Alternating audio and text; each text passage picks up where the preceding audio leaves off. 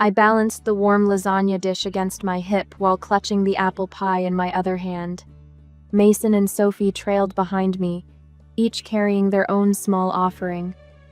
Mason held a plastic container of cranberry sauce he'd helped stir, and Sophie clutched a hand-drawn card for Grandma and Grandpa so tightly the corners crumpled. "Careful on the steps," I called over my shoulder as we approached my parents' sprawling colonial. The house looked exactly as it always had: pristine white siding, perfectly trimmed shrubs, and a wreath on the door that probably cost more than our entire Thanksgiving dinner. I rang the doorbell, shifting the weight of the dishes in my arms. Through the beveled glass, I saw movement: the flash of my mother's cream-colored sweater, my father's tall frame passing by the entryway, but no one came to the door. I rang again.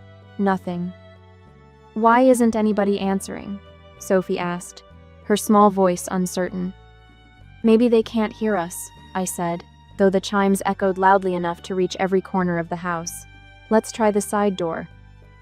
My feet found the familiar path around the porch to the kitchen entrance, the same route I'd taken countless times growing up when I'd come home after curfew, or when I hadn't wanted to face my father's disapproval. Head on. The door was unlocked. Inside, the kitchen smelled of roasted turkey and cinnamon, but the warmth of the scents contrasted sharply with the chill that greeted us. My mother stood at the counter, meticulously folding cloth napkins into perfect swans. She glanced up, her hands never pausing in their work. "Oh, Karina, you're early." No smile, no move to take the heavy dishes from my arms. "We're right on time, Mom." I set the lasagna and pie on the counter. 4 o'clock, like always. In the living room, my father stared out the window, a tumbler of whiskey in his hand. He didn't turn when we entered. "Uncle Walt!" Sophie rushed forward, arms outstretched for their usual hug. He patted her head absently, his eyes still fixed on something outside. "Hello there." My sister Marla emerged from the dining room, her smile too bright, too practiced. "You made it." "The kids are watching a movie downstairs." She nodded toward Mason and Sophie without actually looking at them. No hugs, no fuss over how much they'd grown. My brother Kyle didn't even bother to get up from Dad's recliner. He lifted his chin in greeting, then returned his attention to the football game on television. "Should we hang up our coats?" I asked, though no one had offered to take them.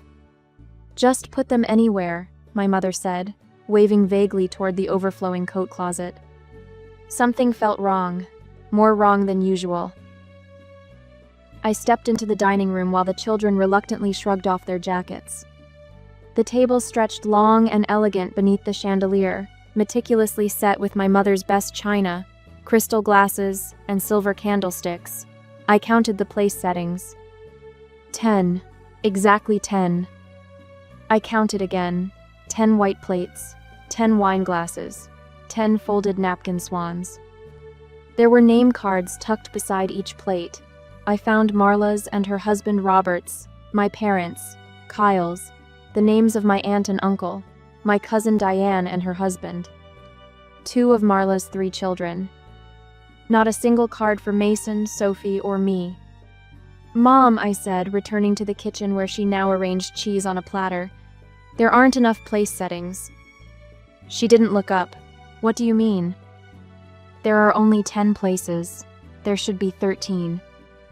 Marla appeared in the doorway. "Oh, we thought the kids would eat pizza in the living room. It's more fun for them that way." "All the kids?"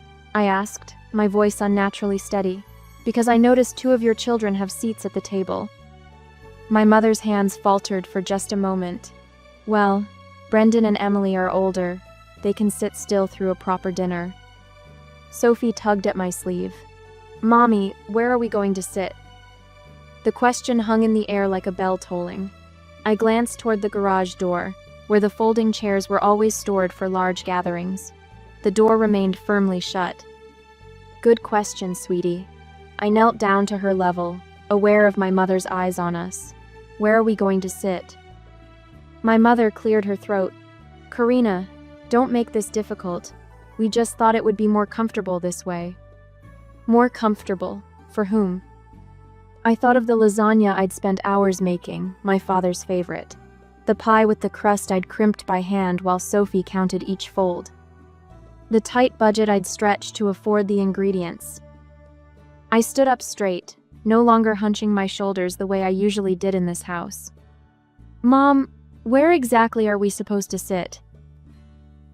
"You've outdone yourself with the turkey, Mom," Kyle said, slicing another generous portion onto his plate. "Much better than last year." The china clinked as my mother beamed at the compliment. "I tried a new brine recipe.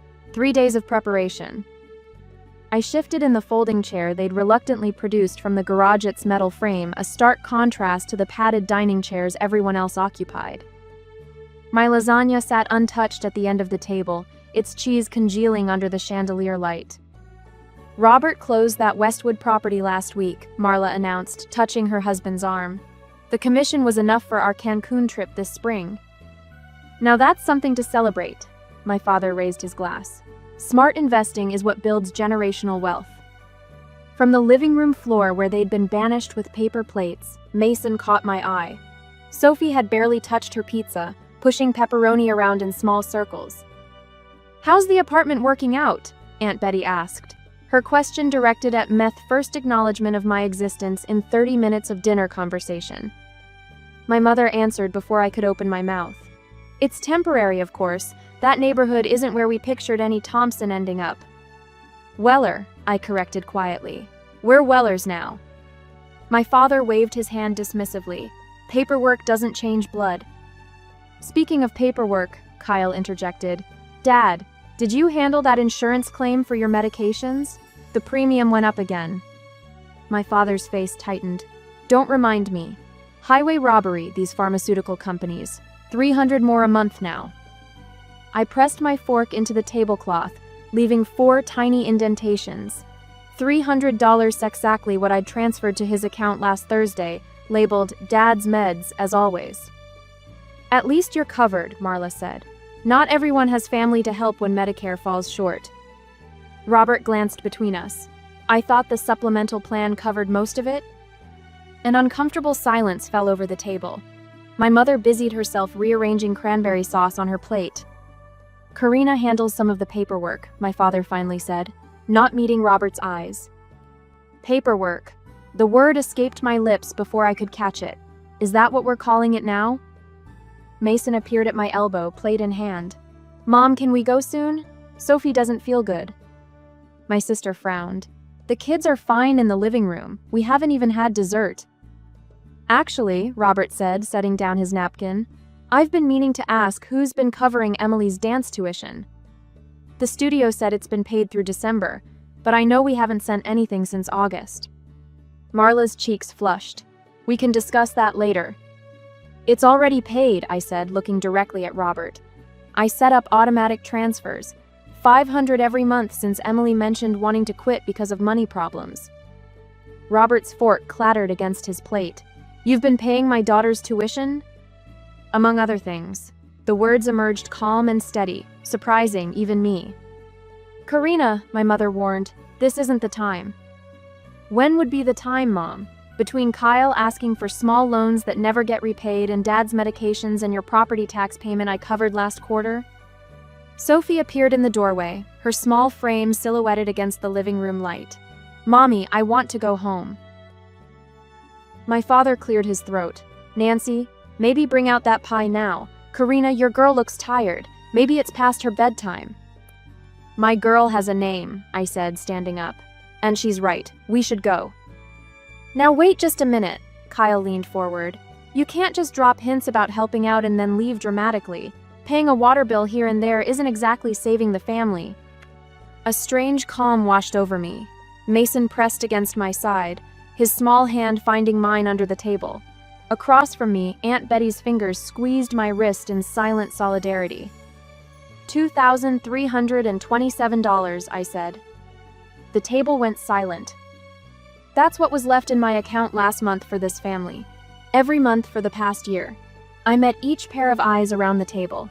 Dad's medications. Kyle's car insurance. Marla's children's activities. Mom's salon appointments she simply cannot live without. The property tax on this house. My mother's hand fluttered to her throat. "Karina, Nobody asked you to. That's exactly right. Nobody asked.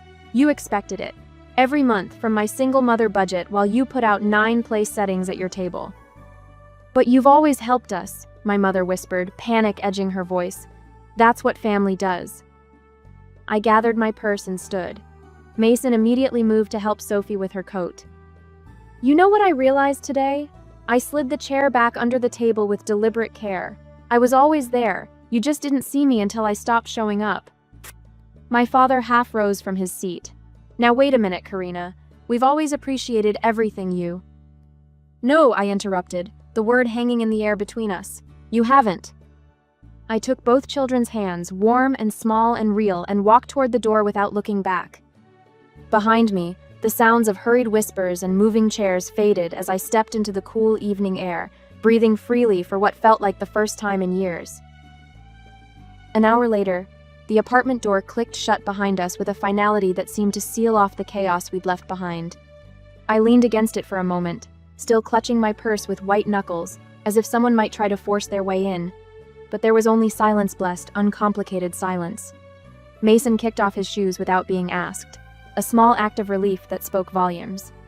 Sophie stood in the center of our small living room, her fancy dress suddenly too formal for our humble surroundings, her face pinched with confusion. Mommy, are you mad at Grandma? She asked, her voice small but clear in the quiet apartment. I knelt down to her level, smoothing the wrinkles from her collar. No, sweetie, I'm not mad. I'm choosing space, not anger. Space, she repeated, testing the word. Like astronauts? Kind of. I smiled despite myself. Sometimes people need to float away from each other for a while to see things clearly. Mason appeared at my side, his 9-year-old face solemn with a protectiveness no child his age should need to shoulder. We could block their phone numbers, he suggested, suddenly sounding like a miniature adult. Dad showed me how when that guy kept calling about the roof. My heart squeezed at the reminder of how much my children had absorbed our adult problems. Let's talk about that tomorrow, I said, running my hand through his hair. Right now, let's just be us. I rose and moved to the kitchen, unwrapping the untouched lasagna and pie we'd brought home. The food I'd prepared with such care, the food that wasn't good enough for the formal dining table but was somehow acceptable when we carried it away. Who wants breakfast for dinner? I asked, opening the refrigerator. With whipped cream? Sophie perked up immediately. And chocolate chips? Mason added. Absolutely. I pulled out eggs and milk.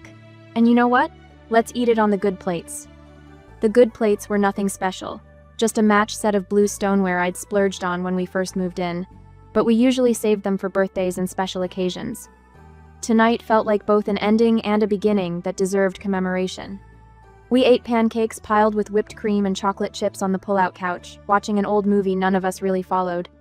Sophie fell asleep first, her face sticky with syrup, followed by Mason, who fought valiantly to keep his eyes open until the credits rolled. I should have moved them to their beds, but instead, I tucked blankets around them and squeezed myself into the remaining space. Our apartment was too small for 3 people. The real estate agent had called it cozy with a sympathetic smile. But tonight, the closeness felt right. We were a tight unit, breathing in rhythm, safe from the cold judgment we'd escaped. As sleep pulled me under, I realized I hadn't checked my phone once since we left my parents' house. For the first time in years, I felt no obligation to make sure everyone else was okay. The next day, the morning light filtered through the thin curtains, casting warm rectangles across our worn carpet. I woke before the children, my body still programmed for pre-dawn rising despite my exhaustion. But today, the familiar weight of dread was missing from my chest. I slipped from the couch bed and put on coffee, surveying our apartment with new eyes. The space was modest, 2 bedrooms barely larger than closets, a combined living room and kitchen, and a bathroom where you could brush your teeth while showering if you needed to save time. But it was ours. The walls were still adorned with family photos, me parents on their 40th anniversary, Kyle standing proudly beside his new car, Marla's perfect family Christmas card. They stared at me from their frames, silently judging. One by one, I took them down. By the time the children stirred, I had created a small pile of frames on the kitchen counter. I left only the photos of the 3 of us. Mason missing his front teeth at the beach, Sophie with a birthday cake in her hair, the 3 of us laughing on this very couch the day we moved in. "What are you doing?" Mason asked, his hair sticking up in all directions as he padded into the kitchen. "Redecorating," I answered, handing him a glass of orange juice. "I thought we could use this wall for your art projects instead." His eyes widened. "Really? My space pictures?" "Absolutely, and Sophie's unicorn drawings." "Can I help?" He was already pulling the kitchen chairs toward the window. "We could put my reading bean bag right here, and it would be like a spaceship cockpit with the light." For the next hour, we rearranged furniture, creating a reading nook by the window where before we'd crammed an end table no one used. Sophie woke to the sounds of our laughter and immediately joined the transformation, insisting her half of their shared bedroom needed more rainbows, less brown. After breakfast, while the children colored new masterpieces for our walls, I sat at the kitchen table with my laptop and opened our budget spreadsheet. The cold numbers stared back at me, but they told a different story now. Without my family's emergencies siphoning away my paycheck, the columns suddenly balanced. There was breathing room, not wealth, but possibility. I could enroll Mason in the science camp he'd been talking about for months. Sophie could take ballet lessons at the community center. I could breathe. My phone buzzed with a text from Marla. "Mom's really upset. Call her?" I set the phone face down on the table without responding. Mrs. Abernathy from next door knocked around noon, bearing a plate of oatmeal cookies. "Heard you came in late last night," she said, her eyes curious but kind. "Everything okay?" A month ago, I would have smiled and said everything was fine. Today, I said, "We're working on it. Would you like some coffee?" She stayed for an hour, telling stories about her late husband and offering to watch the kids. "Anytime you need a breather, dear." Before leaving, she mentioned her church had a single-parent support group that met on Wednesday evenings. "They provide childcare," she added. "Just something to think about." By evening, my phone was crowded with voicemails and texts I hadn't answered. Each one pulled at old strings of guilt and obligation, but the knots felt looser now, less capable of yanking me back into line. "Can we sleep on the pullout again tonight?" Sophie asked as darkness fell. "Like camping?" "Please," Mason added. "I promise I won't kick." "One more night," I agreed. "But tomorrow, back to real beds." As we settled in together, Sophie's head on my shoulder and Mason's feet inevitably finding their way into my ribs despite his promise, I realized we were creating something new in this tiny space, something that had never existed in the sprawling colonial with its pristine white siding and perfectly trimmed shrubs. A sanctuary, not built of marble and money, but of boundaries and belonging. For the first time since the divorce, maybe for the first time ever, I fell asleep without worrying about anyone outside the warmth of our small circle. 3 weeks later, I had just settled into my favorite chair, the one possession I'd fought for in the divorce, when the doorbell rang. Through the peephole, I spotted Kyle's silhouette, shoulders squared like he was preparing for battle. "Not today," I whispered, stepping away from the door. The phone in my pocket vibrated. A text from Marla. "Dad called Mason's school again. Said there was a family emergency. Principal wants to talk to you." My fingers tightened around the phone until my knuckles whitened. 3 weeks of silence after Thanksgiving, and now this coordinated attack. The doorbell rang again, followed by 3 sharp knocks. "Karina, open up. I know you're in there." Kyle's voice carried through the door, that familiar, entitled tone that expected immediate compliance. I leaned against the wall, breathing slowly through my nose. Mason and Sophie were at a neighbor's apartment, thankfully missing this latest invasion. My phone lit up with an incoming call. Mother flashed across the screen. I declined it, only for another text to appear. "We could really use your voice. The bank listens to you." The doorbell rang a third time, longer now, Kyle's impatience growing. I moved to the kitchen window where I could see the parking lot without being seen. A cream-colored Lexus sat beside Kyle's car. Marla was here too. Perfect. The Thompson family ambush, complete with reinforcements. The knocking paused, replaced by hushed voices. I knew that rhythm, planning their next strategy. In my 36 years, I'd heard it countless times, usually followed by someone telling me what I needed to do for the family's good. My phone buzzed again with a voicemail notification. I played it on speaker. "Karina, it's Dad. Look, we need to talk about the house. The bank sent papers, and you always knew how to make sense of these things. Call me back." The folder with my apartment lease lay on the counter. I traced my finger over the signature, remembering the mixture of terror and liberation I'd felt signing it 18 months ago. My first real home after the divorce, chosen by me, for me and my children. A soft knock this time.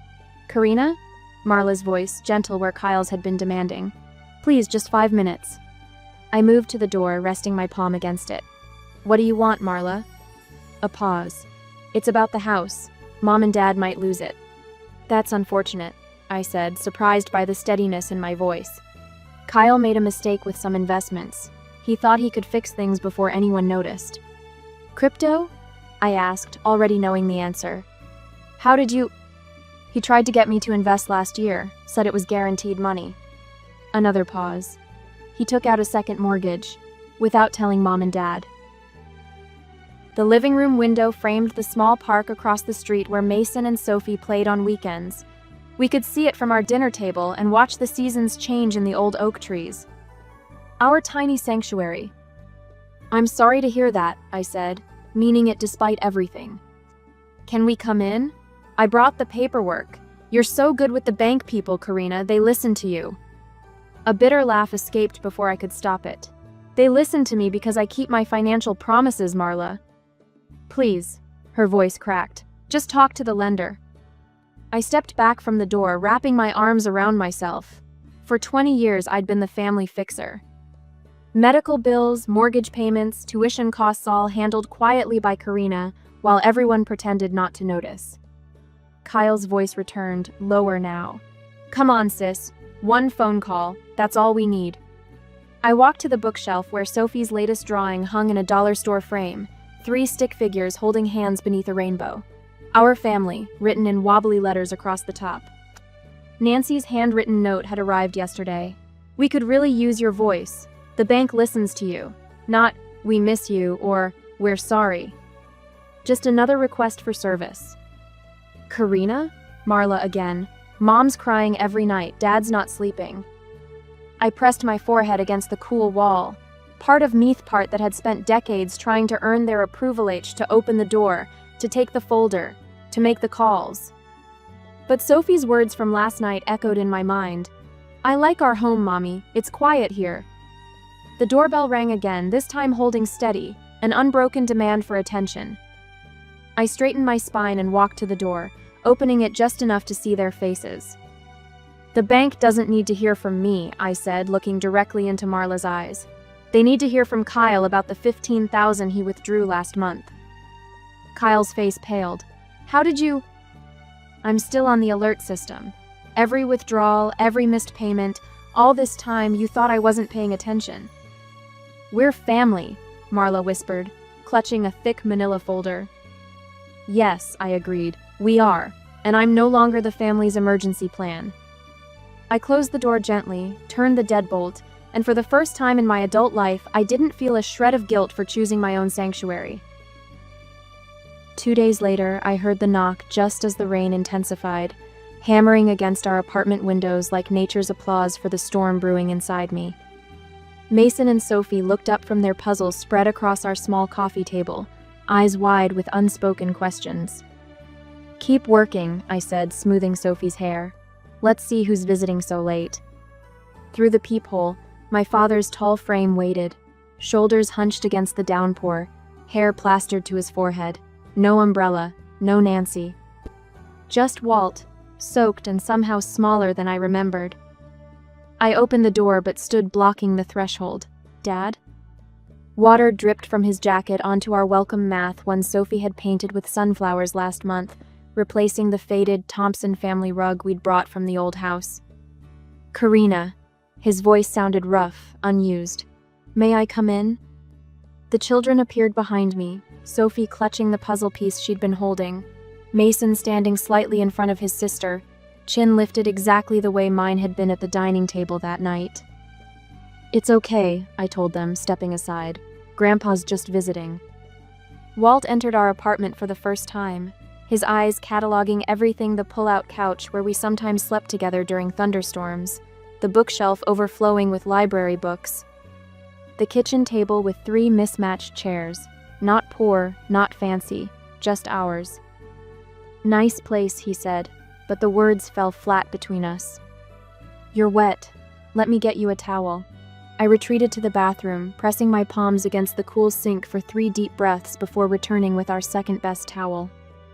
Walt dried his face and hair while the children watched, silent witnesses to this unprecedented moment. I'd never seen my father arrive anywhere unprepared, without Nancy orchestrating every detail. "Mason, Sophie, would you finish your puzzle in your room for a little while? Grandpa and I need to talk." They gathered the cardboard pieces without argument, Sophie pausing to look back at Walt. "We're making a castle," she said, "with 100 pieces." A smile cracked through Walt's weathered face. Impressive. When their door clicked shut, I motioned toward the kitchen. "Coffee?" "Please." The familiar routine of measuring grounds and filling the pot gave my hands purpose while my mind raced. 3 weeks of desperate voicemails, Kyle's unexpected visits, Nancy's manipulative notes, and now this. Walt cleared his throat. "The house is being foreclosed." I poured water into the machine, kept my back turned. "I know." Kyle made a mess, bigger than usual. The coffee maker gurgled to life. I watched the first dark drops fall, remembering all the financial emergencies that had become my responsibility over the years. Car payments, medical bills, tuition for Marla's oldest, always with the same underlying message: family helps family. "We never meant to shut you out, Karina." The words hung in the kitchen air, mingling with the scent of brewing coffee. I turned slowly, studying my father's face, the deep lines around his eyes I hadn't noticed before, the slight tremor in his hands that reminded me of my grandfather in his final years. "What exactly did you mean to do then?" My voice remained steady, surprising me with its strength. Walt stared at his folded hands. "We took you for granted. You were always there, always helping. Always." He faltered. "Invisible?" I finished for him.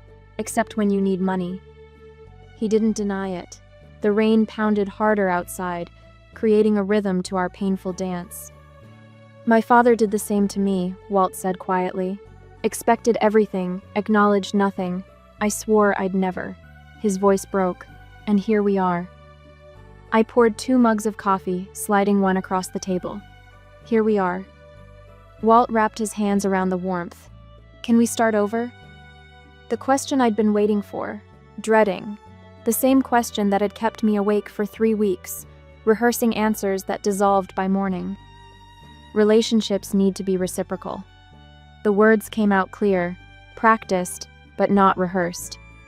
"I can't be your safety net anymore." "We know. The money."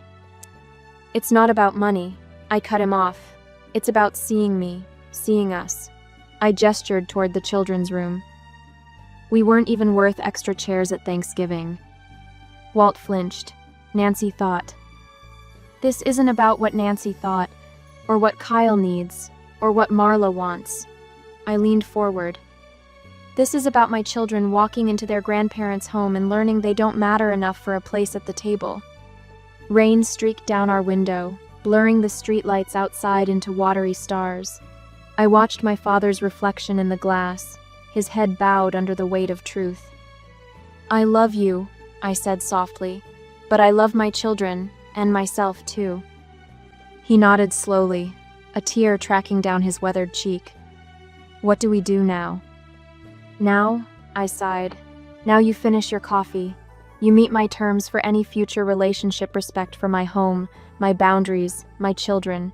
No financial requests, no guilt trips. No showing up unannounced after bedtime. And if we do all that, then maybe we build something new, something honest." Walt drank his coffee in silence. When the mug was empty, he stood, shoulders straight for the first time since arriving.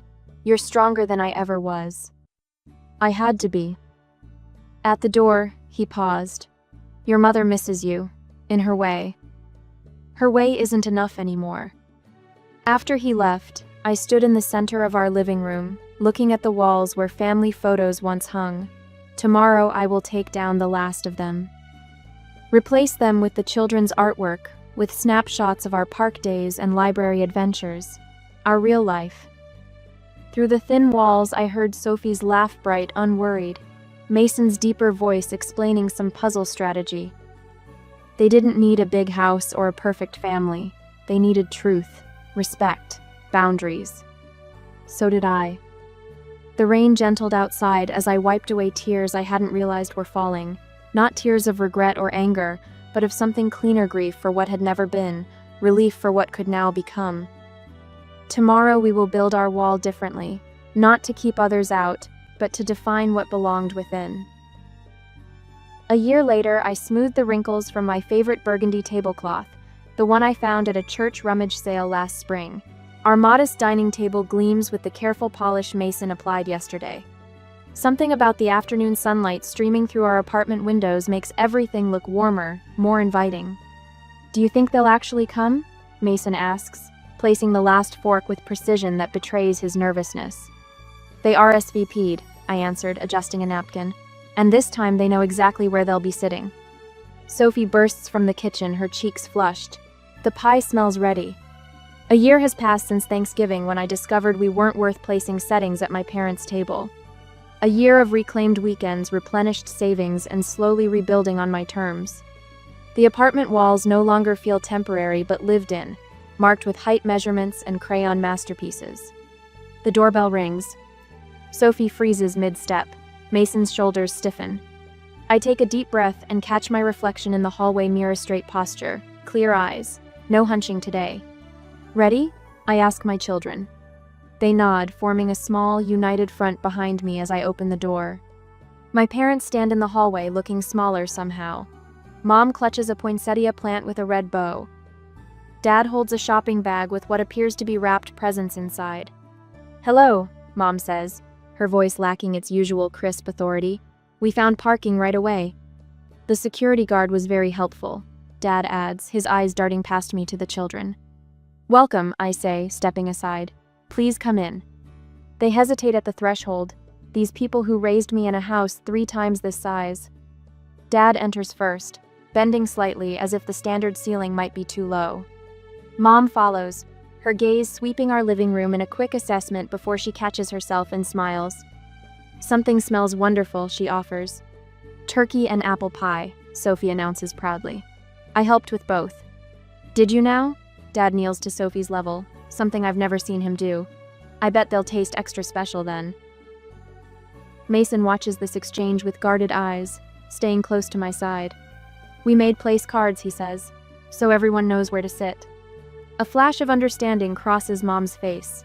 She reaches out and squeezes my hand briefly, not demanding, not manipulating, just acknowledging. "That sounds perfect," she says. They follow us to the dining area where 4 place settings wait on my burgundy tablecloth. No crystal glasses or silver candlesticks, just simple white plates and the mismatched silverware we use every day. "Kyle couldn't make it?" I ask, though I already know the answer. "He's in Colorado," Dad says, his tone careful. "Some investment opportunity." We all understand what remains unsaid. Kyle hasn't spoken to any of us since the family home sold, since his financial manipulations came to light. "Marla and Robert will join us for dessert," Mom adds. "They're having lunch with his parents first." I nod, appreciating the simple truth without excuses. As we settle around the table, the silence lacks its old heaviness. Sophie chatters about her school play while Mason cautiously shows Grandpa his science fair ribbon. I serve food without rushing to anticipate everyone's needs before they voice them. "Karina," Dad says as I pass him the cranberry sauce, "this is nice. Your home is nice." The compliment sits simply between us, neither weaponized nor weighted with hidden meaning. Just an observation, offered without expectation. "Thank you," I replied. "We've made it ours." Mom looks at the wall where new photos hang: Mason's baseball team, Sophie's dance recital, the 3 of us laughing on a park bench. Not a single Thompson family portrait among them. "You look happy," she says quietly. I pass her the mashed potatoes and meet her eyes directly. "We are,"